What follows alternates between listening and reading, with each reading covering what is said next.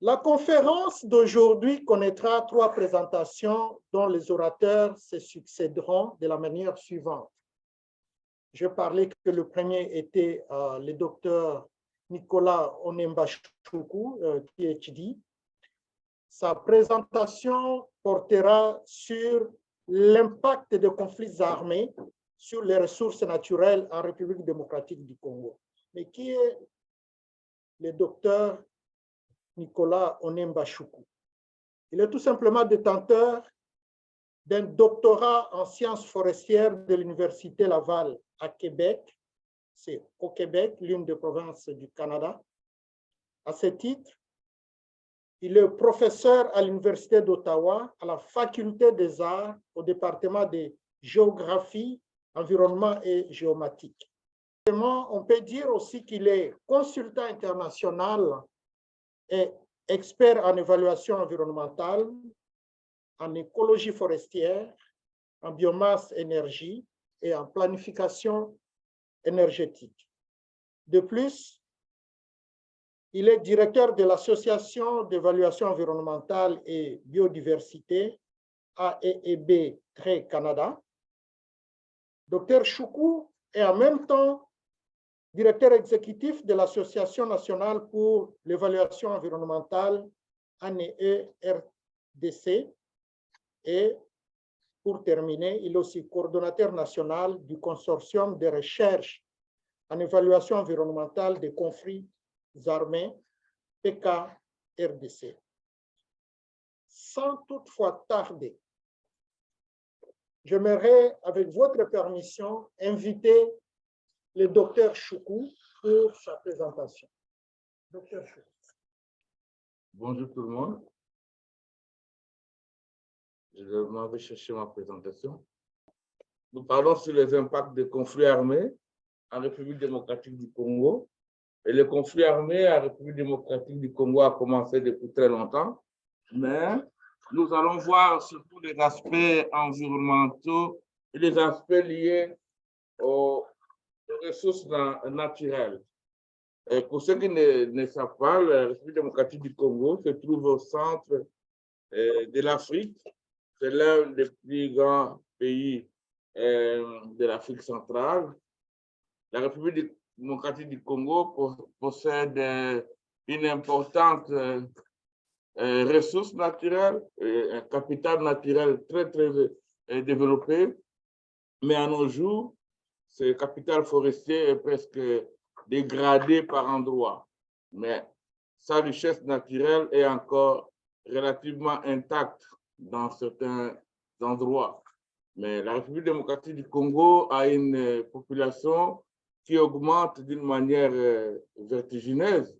Et aujourd'hui, selon les évaluations, la population de la RDC s'étend vers 110 millions d'habitants d'ici 2030. Ça, c'est selon certaines projections. Mais on enregistre en République démocratique du Congo une intense concurrence internationale pour la matière première. Alors, plusieurs pays du monde, des structures internationales, arrivent en République démocratique du Congo dans le but d'exploiter les ressources naturelles. Mais ces faits entraînent une forte pression sur les multiples ressources naturelles du pays. Alors, dans cette circonstance, les perspectives d'avenir de la RDC semblent très préoccupantes du fait qu'en République démocratique du Congo, il y a une très forte présence et une forte pression sur les ressources naturelles. Mais si cette tendance de la pression ne change pas, il sera vraiment difficile pour la RDC de pouvoir décoller. Il sera parce que les structures internationales, les autres pays n'arrivent que pour piller les ressources et puis estomper les piliers du développement durable de la RDC. La République démocratique du Congo, il a un grand massif forestier estimé deuxième 155 millions d'hectares, soit la moitié des ressources forestières qu'on trouve en Afrique. Mais la République démocratique du Congo possède plusieurs espèces végétales, presque 11 000 espèces. D'autres ne sont pas encore identifiées. Et on trouve beaucoup d'espèces endémiques. Et comme vous le savez, la RDC est le deuxième puits de carbone forestier de la planète après l'Amazonie. Et sa biodiversité est vraiment importante en Afrique. Et il a une cinquième au monde du point de vue de sa biodiversité. Elle abrite 5 sites du patrimoine mondial et de nombreuses espèces emblématiques et endémiques. La RDC a la moitié des ressources naturelles et 13% du potentiel hydroélectrique, soit environ 26% de sa population utilise de l'eau potable. Les réserves énergétiques sont abondantes, on trouve plusieurs types d'énergie. OK, les ressources naturelles d'usage de la RDC. La RDC est l'un des principaux réservoirs miniers du monde. Les réserves minérales inexploitées ont une valeur estimée à 24 000 milliards de dollars américains. Les ressources minières de la RDC, ce sont des ressources vraiment stratégiques. Mais comme vous l'aurez à reconnaître que le pays possède 80 millions d'hectares de terres arables, de terres cultivables, de terres importantes pour l'agriculture. C'est comme la RDC peut être considérée comme grenier pour l'Afrique du monde. La RDC peut nourrir toute l'Afrique si on arrivait à bien gérer les sols. 3% des territoires sont mis en culture par les pratiques d'agriculture de subsistance. Mais nous avons remarqué aussi que le taux de sous-alimentation est de 70%. Et le bassin du Congo a la plus grande diversité de poissons. En fait, la République démocratique du Congo a des ressources incommensurables, ce qui fait que certains pays arrivent pour exploiter, ce qui fait que la communauté internationale intervient.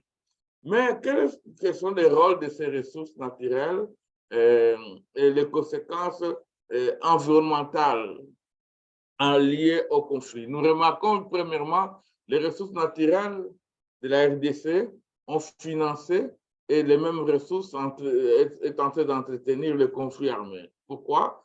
Les ressources naturelles jouent un rôle prépondérant dans le cycle complexe des conflits armés.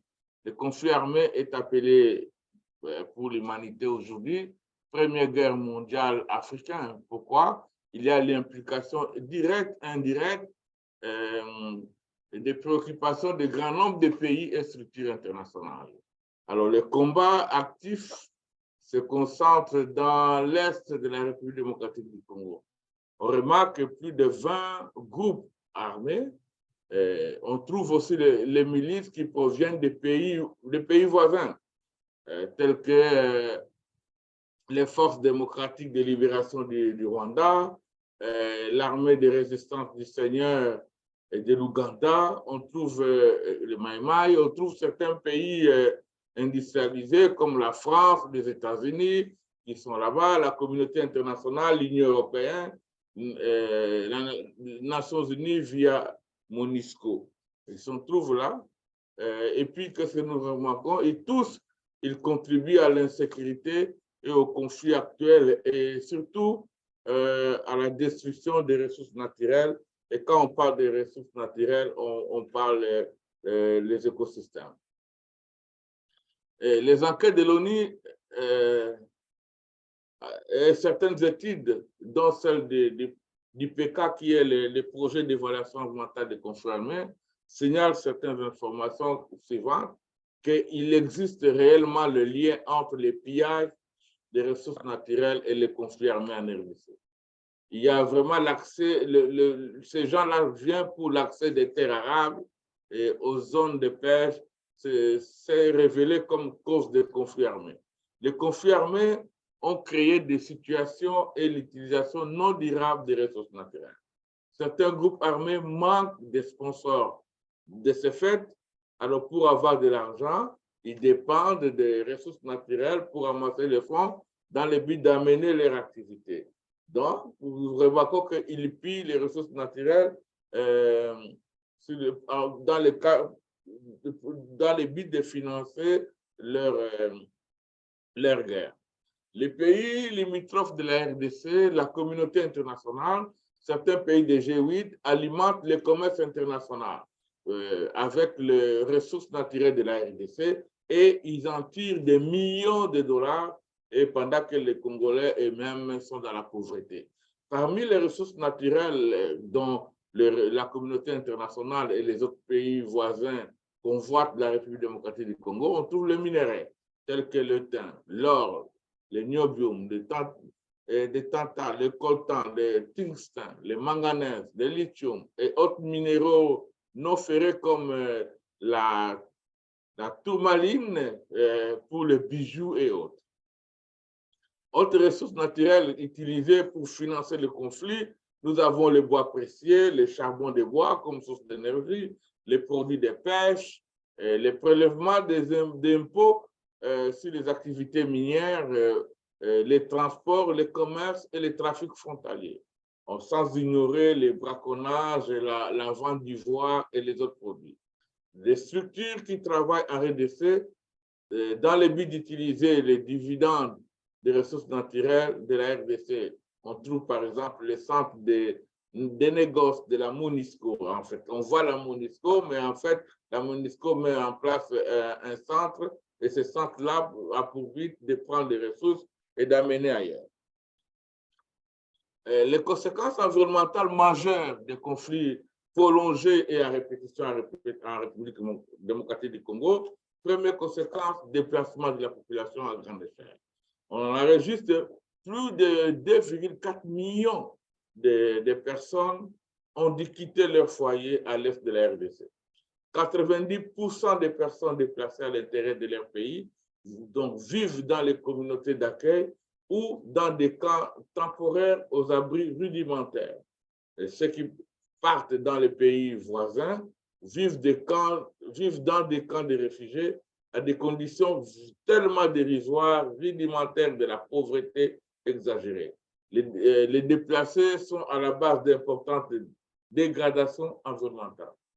L'impact environnemental le plus prononcé est la déforestation pour satisfaire la demande en bois et énergie et les besoins en logement. Les gens utilisent, dégradent les écosystèmes forestiers. Une autre conséquence des conflits armés concerne les aires protégées parce que les gens y vont dans les parcs pour aller couper les bois et pour aller utiliser les ressources naturelles. Une autre conséquence des empreintes environnementales des opérations humanitaires. En République démocratique, on estime plus de 10 millions de personnes en RDC et il y a des besoins d'aide humanitaire. Les besoins des personnes déplacées dépassent la capacité d'aide humanitaire. Il semble urgent d'améliorer la durabilité environnementale. Il est important d'organiser un soutien en énergie durable, une bonne alimentation en eau, la gestion des déchets et la création d'une plateforme de dialogue. Parmi les impacts physiques directs des conflits armés qu'on trouve en RDC qui déstabilisent les paysages et même la terre arable, il y a la présence des mines antipersonnelles. Autres munitions non exploitées, telles que l'IXO, sont parsemées sur les paysages, hein, c'est des mines antipersonnelles, et ça détruit et les Congolais, et ça occupe de grands espaces de terres arabes. Sur 884 mines antipersonnelles estimées présentes au Kivu et au Katanga, seulement 72 sont nettoyées. Les restes ne sont pas nettoyés sauf que la grande partie est occupée par les mines antipersonnelles. Alors, 430 sur 1342 sites des munitions IXO en RDC sont propres. D'autres sites des mines antipersonnelles et munitions non exploitées ne sont pas encore retrouvés. À 10% des stations, des 94 stations de traitement d'eau de la région d'ISO ont été sabotées. Nous donnons une conclusion et une recommandation. Et notre conclusion est que le conflit armé entraîne effectivement et réellement les impacts sur les ressources naturelles. Et les conséquences du conflit ne se limitent pas seulement à la perte des vies humaines, mais nous venons de voir, ça entraîne aussi la destruction des ressources naturelles. Il est important de mettre en place des opportunités sur le développement durable, la bonne gouvernance et la consolidation de la paix en République démocratique du Congo. Il est aussi indispensable de faire des réformes positives relatives à la gouvernance des ressources naturelles et bien aussi améliorer la coopération régionale environnementale et de la gestion des ressources naturelles. Parce qu'aucun pays de d'Afrique, avec la RDC, on trouve une coopération régionale sur le plan environnemental et sur le plan peut-être de gestion des ressources naturelles. Il est important d'améliorer.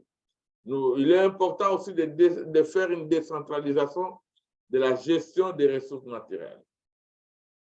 Mais autre recommandation forte, c'est renforcer la gouvernance environnementale et aussi renforcer et investir dans le domaine de la formation en République démocratique du Congo ou en Afrique centrale. Il est aussi indispensable de cibler les investissements verts, judiciaires et mettre en valeur le récit de la RDC, renforcer la gouvernance et la coopération régionale. Nous concluons en disant tous les Congolais doivent adopter un mot d'ordre. Plus jamais sans en RDC, plus jamais la guerre en RDC, plus jamais la destruction des ressources naturelles en RDC, plus jamais les problèmes et les conséquences en République démocratique du Congo. Je vous remercie.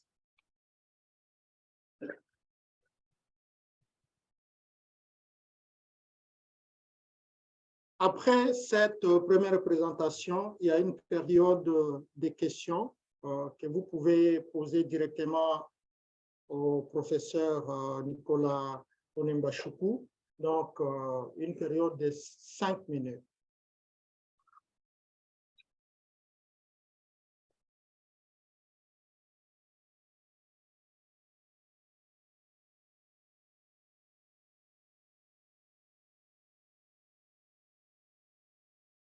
Y a-t-il des questions?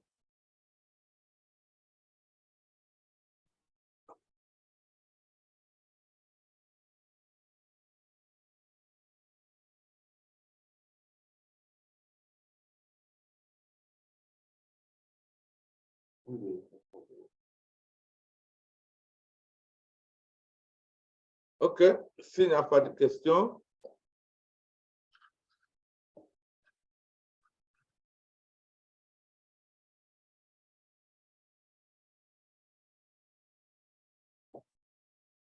bien. Alors, nous allons passer à la deuxième présentation. Le deuxième orateur est M. Salah Ahmed, avec un parcours un peu atypique. Après avoir passé plus de 10 ans comme professeur de mathématiques au niveau secondaire, M. Salah a décidé de se réorienter vers une carrière dans la gestion des ressources naturelles et sciences environnementales. Il est actuellement étudiant en 4e année du programme de sciences environnementales. Ce programme est dans le département des sciences de la Terre et de l'environnement à l'Université d'Ottawa, où il suit le cours de gestion des ressources naturelles et environnement enseigné par le professeur Dr Nicolas Onemba-Chukwu. C'est dans ce cadre qu'il intervient aujourd'hui pour parler des impacts environnementaux de la guerre en Ukraine. Mesdames et messieurs, sans plus tarder, j'accorde la parole à notre deuxième orateur, M. Salah Ahmed, pour sa présentation. Bonjour à tous, merci beaucoup John.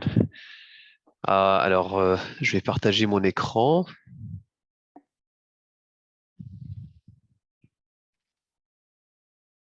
Voilà, alors vous me dites si vous pouvez voir ça. Ça marche? Ok, parfait. Ok, alors bonjour à tous.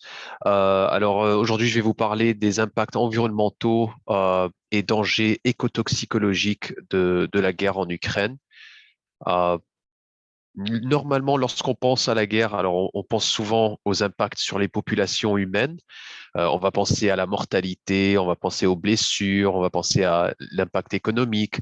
Par contre, l'impact environnemental n'est pas toujours celui qui est le plus évident. Et la plupart de ces impacts ne sont pas mis en avant. Historiquement, par contre, alors la guerre, elle peut avoir plusieurs impacts négatifs. Mais étant donné que les impacts des conflits armés, selon les études et les articles que j'ai lus, sont d'habitude assez constants à travers le monde. Alors, par exemple, on va voir la destruction de l'environnement, on va voir le feu qui va fragmenter l'habitat ou qui va détruire les hectares de forêt. D'ailleurs, c'est ce qui se produit en ce moment en Ukraine où 1 hectare sur 3 qui brûle faisait partie d'une aire protégée. On voit par exemple la migration des grands mammifères, alors ces derniers qui entreprennent ces migrations pour éviter les zones de conflit. Et d'ailleurs, on a un risque élevé de braconnage qui est associé à cette migration. Comme en a parlé le docteur Chukwu, en l'absence de sources d'énergie, tel est le cas en Ukraine maintenant. L'être humain va aller couper le bois, détruire les forêts, les aires protégées pour s'alimenter en bois énergie pour se réchauffer, surtout là en hiver. Donc, étant donné que mes collègues ont parlé et parleront des impacts des conflits armés sur l'environnement et sur les ressources naturelles, de mon côté, je vais essayer de déterminer quels sont plutôt les impacts environnementaux qui sont spécifiques en Ukraine.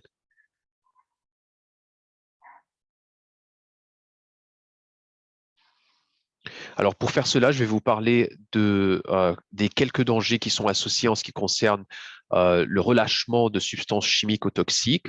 Alors, je vais plutôt cibler la voie d'impact écotoxicologique qui serait causée par les attaques sur les industries chimiques, sur les attaques sur les structures d'approvisionnement en carburant. Et je vais aussi parler de quelques autres impacts vers la fin de la présentation.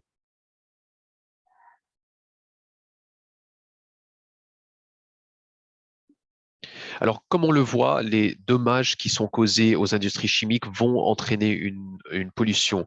Alors, lorsqu'on endommage des industries chimiques, que ce soit par frappe de missiles ou autre, on finit par relâcher des substances potentiellement toxiques dans l'air, dans le sol et dans la nappe phréatique. Et cela peut évidemment causer des effets néfastes qui sont à court terme ou à long terme. Et ces effets pourraient évidemment avoir des répercussions sur la santé des humains et sur la santé environnementale.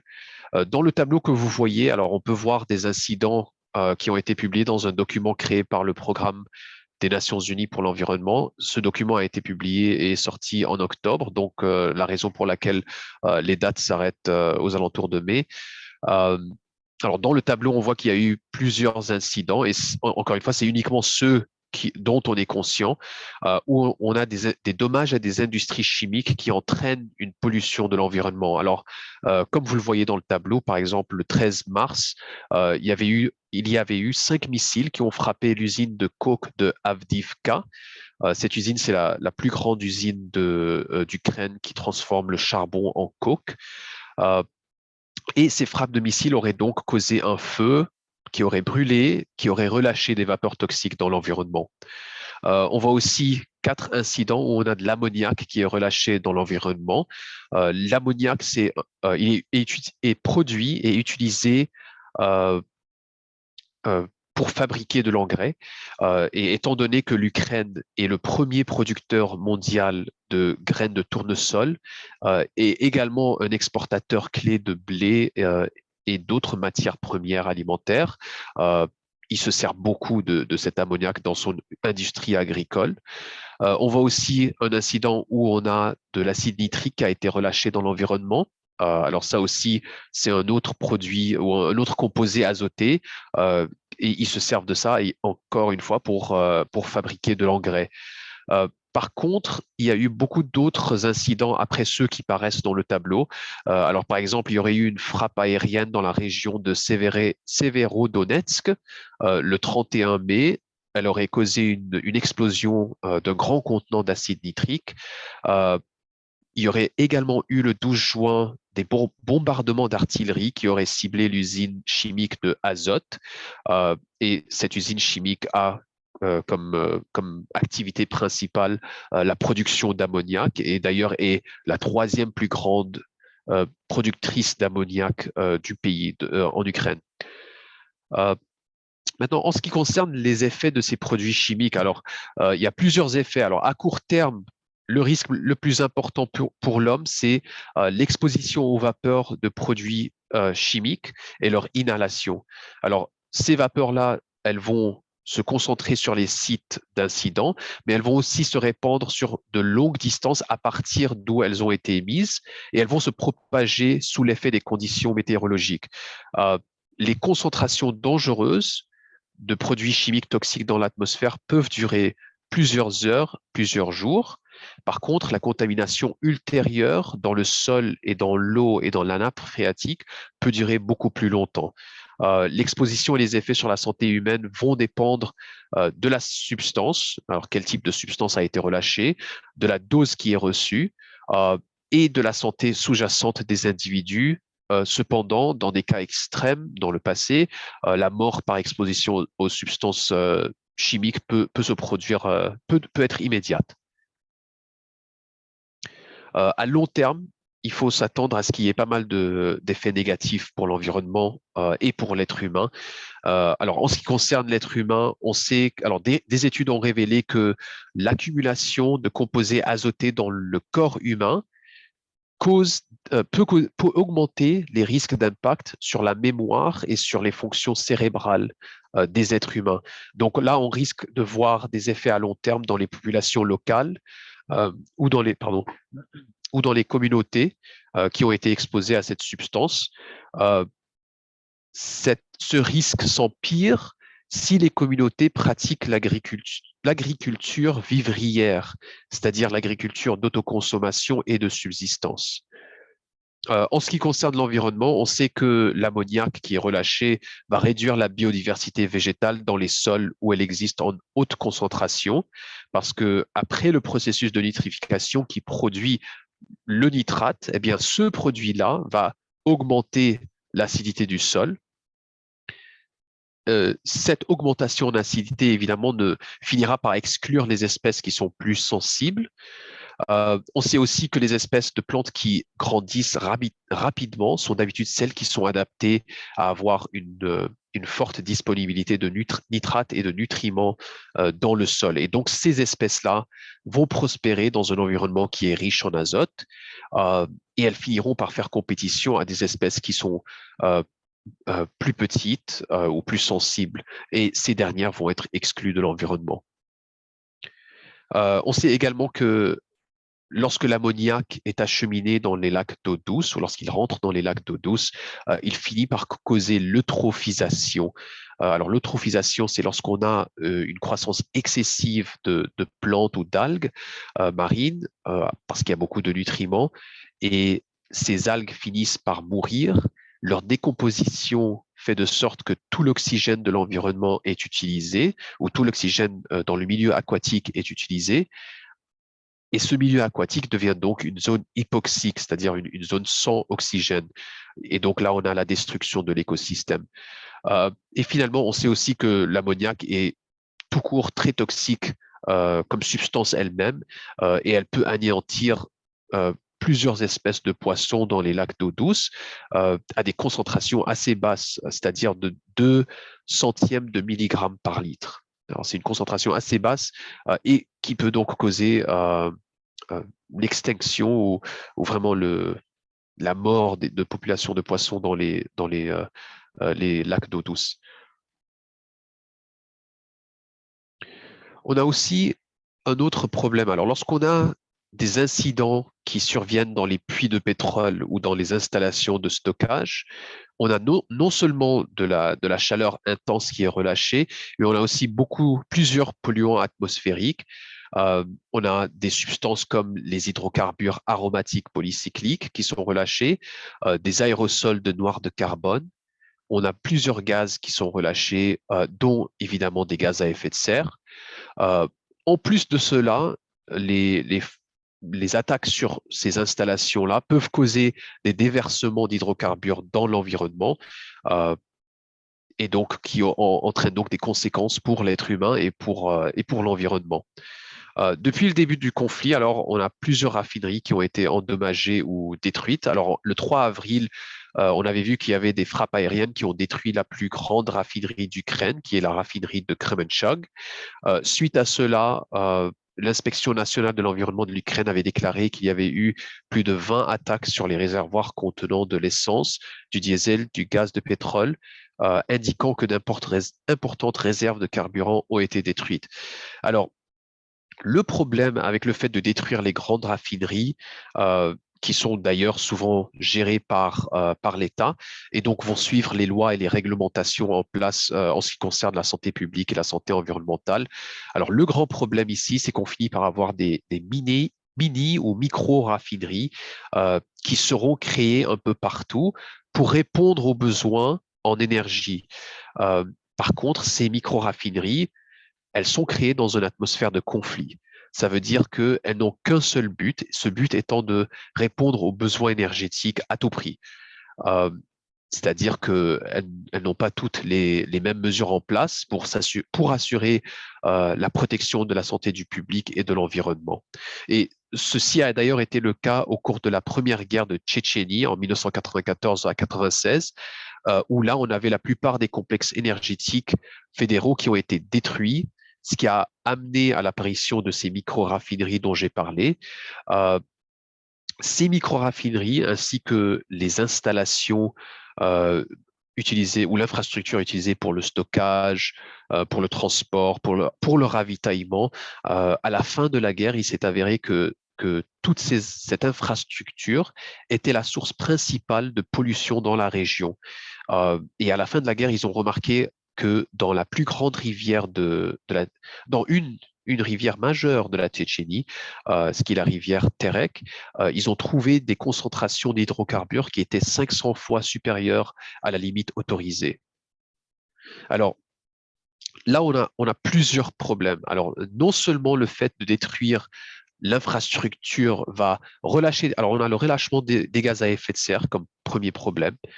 On a le relâchement de particules et d'aérosols toxiques qui s'ajoutent à cela. Et ensuite, on a le déversement d'hydrocarbures dans l'environnement qui va inévitablement tuer la faune et la flore, qui va avoir des impacts sur l'être humain. Mais en plus, quand on détruit les installations qui sont d'habitude fédérales, elles finissent par être remplacées par d'autres installations qui sont plus nocives pour l'environnement, qui n'auront pas instauré les mesures de sécurité nécessaires pour réduire ces impacts sur l'environnement. Alors, on sait, comme je l'ai mentionné, on sait qu'il peut y avoir ou il va y avoir des répercussions sur les humains qui habitent ces régions ou qui sont à proximité des régions où de tels incidents se produisent.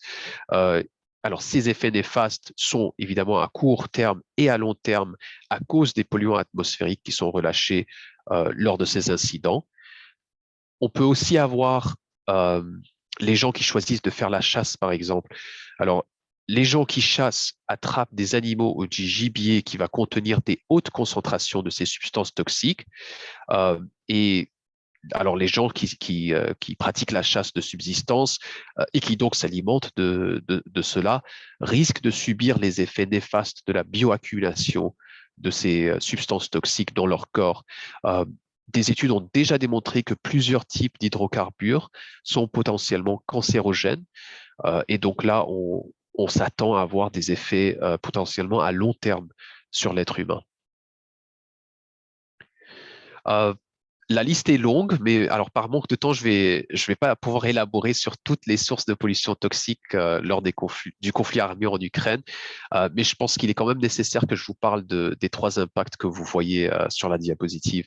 Alors, dans le premier impact, alors les risques directs pour la santé publique sont dus à l'exposition aux substances dangereuses qui sont contenues dans les restes de munitions. Et ces restes de munitions, alors ces substances toxiques plutôt, finissent par s'échapper dans le sol, contaminer l'environnement.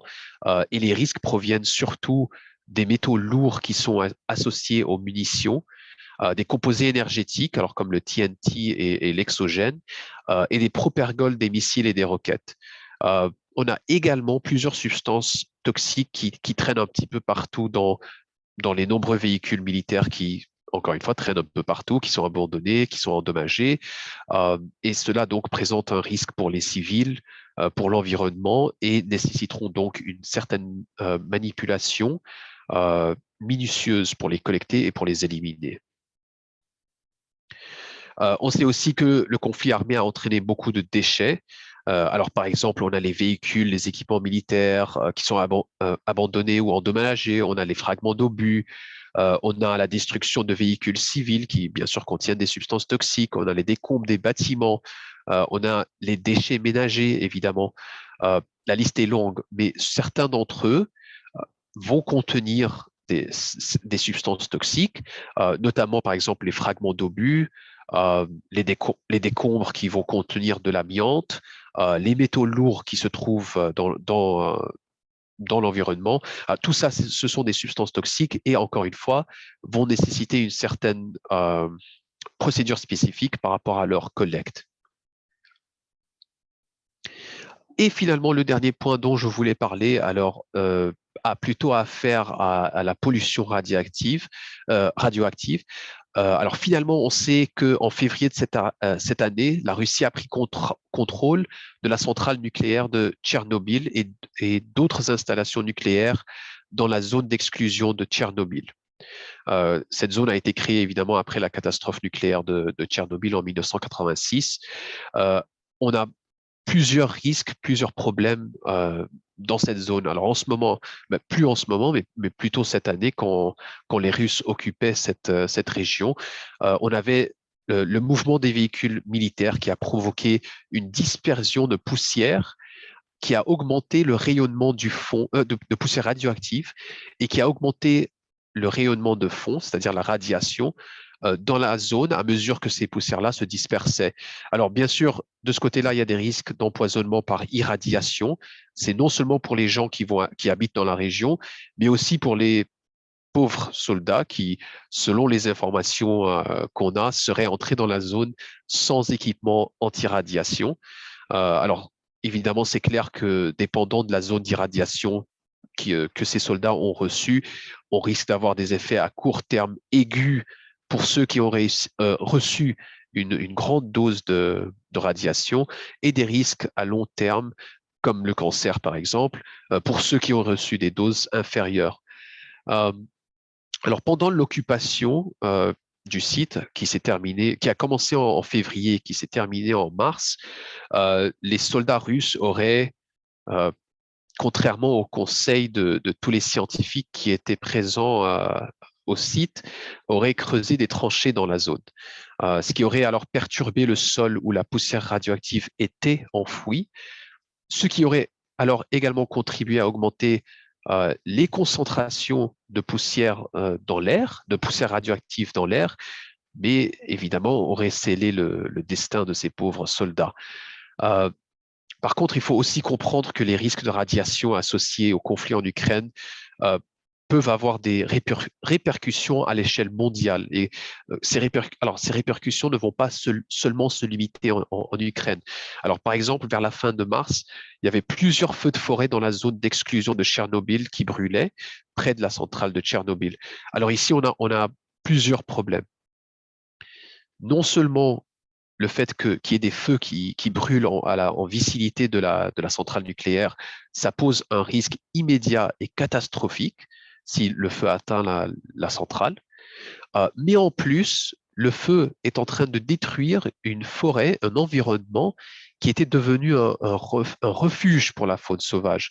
Là, il y a des lynx, des bisons, des cerfs, d'autres animaux qui sont revenus dans cette zone d'exclusion. Et cette zone d'exclusion est aujourd'hui la troisième plus grande réserve naturelle d'Europe continentale. Et est en fait un cas très intéressant qui est étudié partout dans le monde en ce qui concerne le réensauvagement. Encore une fois, on a encore toutes ces espèces qui reviennent dans cette zone-là, ce qui fait de cette zone une zone importante pour la conservation. En plus, on a les feux de forêt. Alors, dans la région, vont être problématiques parce que une partie de la contamination radioactive qui a été relâchée en 86 lors de l'accident de Tchernobyl. Alors, une partie de cette de cette contamination se trouve sous le sol, évidemment, mais a été absorbée par la végétation et les arbres. Et donc, ce sont des particules radioactives qui se trouvent dans la flore. Le problème, c'est que lorsque ces particules-là, cette végétation va brûler, ces particules vont être disséminées dans la fumée, ce qui peut avoir des conséquences à l'échelle internationale. C'est clair, dépendant des conditions météorologiques, parce que maintenant, ces particules sont maintenant mobilisées. Voilà, c'est ça. En fait, c'est ce que je voulais en venir à ça, c'est qu'on a ces particules-là qui risquent de se répandre partout. Finalement, alors selon quelques sources, il y aurait eu des pilleurs qui auraient volé du matériel radioactif dans un laboratoire près de la centrale nucléaire. Évidemment, ça s'est causé par le manque de sécurité qu'a engendré ce conflit d'armées. Évidemment, ça peut causer des répercussions à une plus grande échelle, une échelle internationale. Alors, on voit que lorsqu'un conflit armé s'accompagne de risques nucléaires ou de radiation, les enjeux pour la santé publique et pour la santé environnementale vont s'intensifier très rapidement. Je vois que j'ai dépassé largement le temps qui m'est alloué, donc sur ce, je vous remercie. Je vous accorde encore 5 minutes. Terminez votre présentation. Ah, elle est terminée. Elle est terminée. Oui. Alors, si vous êtes arrivé à la fin de la présentation, que nous saluons et applaudissons, j'aimerais demander à l'assistance si elle a une question à la suite de cette présentation-là. Donc, il y a toujours une période de 5 minutes réservée pour les questions sur la présentation. Oui. Oui, allez-y. J'avais une question pour toi, Salah. Oui.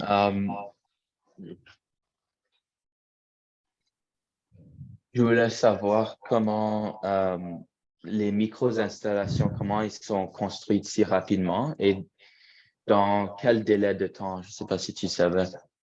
Alors, le délai de temps, je ne sais pas. Je n'ai aucune idée par rapport à ça. J'imagine que ce doit être un délai assez rapide parce que, évidemment, le besoin urgent pour l'énergie est là. Maintenant, comment sont-ils construits? Certainement, je suis en train d'extrapoler ou de suggérer des hypothèses, certainement des compagnies indépendantes qui sont peut-être contractées par le gouvernement. Et donc, en cas de conflit, lorsqu'on leur dit, bah, écoutez, on est en manque de carburant pour le front. Le front est en train ne peut plus avancer parce qu'on n'a plus de carburant pour faire avancer les chars et les tanks. Et ben là, est-ce qu'on va se soucier de l'environnement? La réponse, c'est non. On ne veut pas perdre la guerre, on ne va pas se soucier de l'environnement. Je suis en train de suggérer, je ne suis pas tout à fait clair sur comment exactement ces micro-raffineries sont apparues dans la guerre de Tchétchénie, mais j'imagine que ça doit être des petites sociétés ou des entreprises qui ont le savoir, qui sont peut-être contractées par le gouvernement dans ce cas d'urgence, et donc qui mettent en place l'infrastructure nécessaire pour subvenir à ce besoin de base. Voilà. OK, merci beaucoup. Alors, une autre question, je ne sais pas si j'avais bien entendu, mais il y avait de la faune qui est revenue dans la zone proche de Tchernobyl. Oui. Comment ça se fait avec le taux aussi élevé de radioactivité? Alors, il y a des zones dans la zone d'exclusion de Tchernobyl. En fait, il y a des zones où on a une radioactivité intense. Donc oui, il y a des zones où selon ce que j'avais lu, si tu es debout là tu passes 1 heure dans cette zone-là, tu finis par avoir la même quantité de radioactivité que tu aurais eu sur une seule année. Donc, tu imagines les pauvres soldats qui auraient campé dans ces endroits-là spécifiques, très petits, pendant un jour, ben, ils auront été exposés à 24 ans de radiation. Cependant, ce n'est pas toute la zone d'exclusion qui est comme ça. Il y a des parties de la zone qui sont tout à fait, on va dire, normales, qui présentent des niveaux de radioactivité normaux. Et cela, encore une fois, serait dû au fait que cette radioactivité est maintenant sous le sol, aurait été absorbée et donc immobilisée par la végétation. Donc, il y a quand même des endroits où où les animaux arrivent à survivre malgré des taux de radioactivité. Et oui, en fait, les animaux ont commencé à revenir. Je pense que, j'ose pas dire trop de bêtises, mais même il y a 10 ou 15 ans, selon ce que j'avais lu, ils avaient constaté en fait que les animaux sont en train de revenir, ils sont en train de se réapproprier cet environnement. Et en fait, les chercheurs à travers le monde, ils adorent étudier ce cas de réensauvagement accidentel. C'était pas, évidemment, l'idée, c'était pas que quand il y a eu l'explosion, c'était pas pour qu'il y ait un réensauvagement, mais les gens sont très intéressés d'étudier ce cas-là. Oui, c'est intéressant, la régénération de la nature si rapide, surtout après un événement comme ça. Et juste une dernière question, tu avais mentionné à propos des problèmes de santé qui peuvent surgir au long terme. Est-ce que tu connais la période de temps qu'on pourrait voir les conséquences comme sur la santé de cette guerre, comme la période de temps, je ne sais pas? Oui, alors ça va dépendre évidemment de la dose reçue. Encore une fois, ça dépend de la dose reçue, euh, de si la personne elle est susceptible à développer des problèmes de santé. Mais il y a eu, alors selon ce que j'ai lu, il y avait des sources qui suggéraient que quelques-uns de ces pauvres soldats, par exemple, russes, qui sont entrés dans la zone, qui ont bougé la poussière un petit peu partout, et pire, qui ont creusé des tranchées, il a été suggéré qu'en fait, ils creusaient un cimetière, leur cercueil, et que ces soldats-là, en fait, potentiellement seraient déjà morts. Par contre, pour ceux qui reçoivent une moindre dose, on sait que d'ici peut-être 10 ans, 20 ans, parfois ça peut prendre des décennies avant que tu développes un cancer. Et beaucoup de fois, en fait, tu ne sauras pas quelle est la raison, mais je pense que d'ici 20, 30 ans, si une étude est menée par rapport aux soldats ou aux gens qui sont venus, qui ont campé dans cet endroit-là, et ensuite, disons, dans 10 ans ou dans 20 ans, on mène des recherches pour voir ce qu'il en est de ces gens-là, je pense que c'est pas trop farfelu de dire que oui, on risque de voir des taux plus élevés de cancer. Voilà. OK, merci beaucoup. Très bonne présentation. Merci. Merci à vous.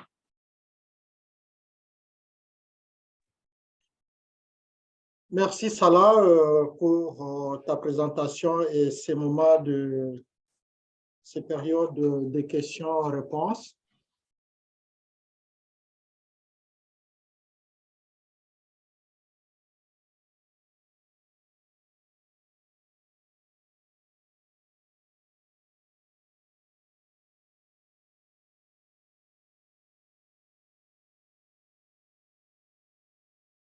Professeur Choukou, pour la conclusion et un mot de remerciement.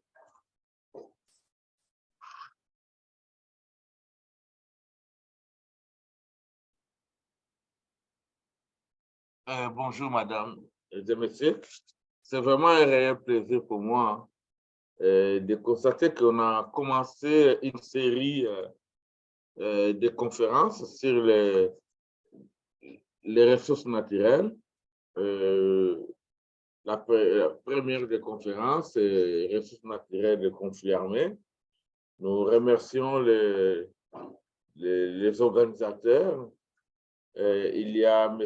Alexandre comme notre rapporteur général, que nous remercions vivement. Il a été à la hauteur d'organiser des TEDR et de mettre en place certaines choses. Alors, nous voulons remercier aussi notre collègue Boizibou. Il n'est pas là, mais il fait un effort pour revenir même à la prochaine. Mes remerciements s'adressent aussi à l'orateur Salah Ahmed. Félicitations parce qu'il s'est mis dans l'eau pour faire cet exposé malgré ses multiples occupations académiques. Et il a fait un très bon travail. Bravo. Alors, nous remercions aussi John. Vous avez remarqué que John a une capacité très élevée de la modération. Il a été très, très utile. John a circonscrit le cadre. Mais nous remercions parce que, comme vous le savez, nous concluons en disant que les problèmes des ressources naturelles est très, très important. Les conséquences sont fâcheuses. Quand on détruit on a la pression sur les ressources naturelles, ça veut dire qu'on fait la pression sur les écosystèmes. Et les écosystèmes entraînent beaucoup de conséquences. Le monde aujourd'hui est en train de parler sur les changements climatiques et dans l'entretemps, les bruits des bottes sont en train d'accélérer les conséquences sur les effets de serre, les conséquences sur les changements climatiques.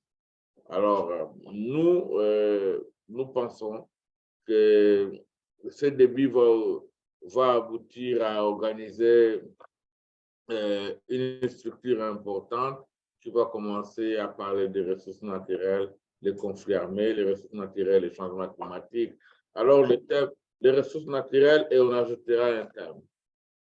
Voilà. Merci. Aujourd'hui, je suis très, très content parce que c'est la première. Nous avons eu la bénédiction des responsables de l'université. Je remercie aussi l'Université d'Ottawa qui nous a donné, qui nous a accordé les cadres. Je remercie vivement l'Université d'Ottawa. Donc, ainsi dit, nous terminons notre série de conférences et que ceux qui sont en train de suivre à côté de l'université, nous sommes au pavillon CIMA, à Hall, au rez-de-chaussée, ils peuvent passer. Nous allons partager quelque chose, un café pour aujourd'hui. Je vous remercie. Ciao.